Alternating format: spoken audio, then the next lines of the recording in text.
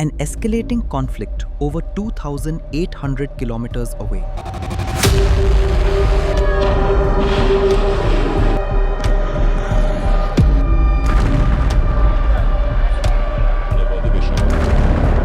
But its ripple effects are already hitting the daily lives of several Indians.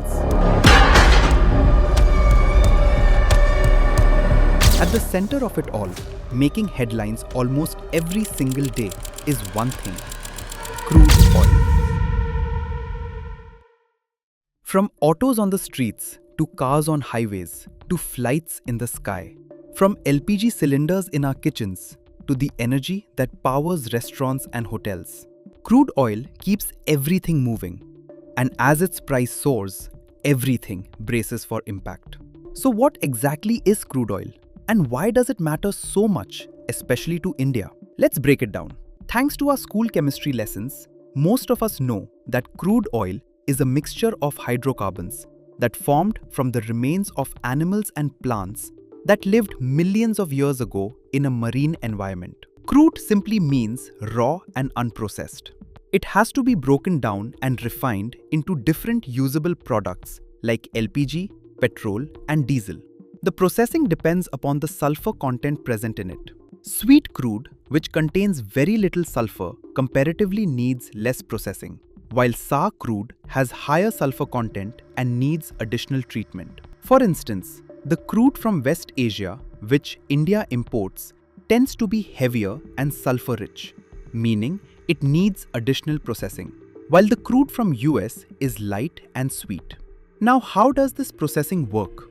Crude oil is made up of hundreds of different molecules, and each one boils at a different temperature. And the process to get different product is called fractional distillation.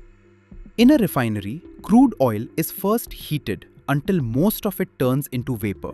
This vapor is then pushed into a tall column called a distillation tower. Hot at the bottom, cooler at the top. As the vapor rises, it cools, and molecules condense back into liquid at different levels, depending on their boiling points. Each level gives us a different product. At the very top, the lightest molecules become liquefied petroleum gas, or LPG, the gas in your kitchen cylinder. Just below that is naphtha, used to make plastics, synthetic fibers, fertilizers, and medicines.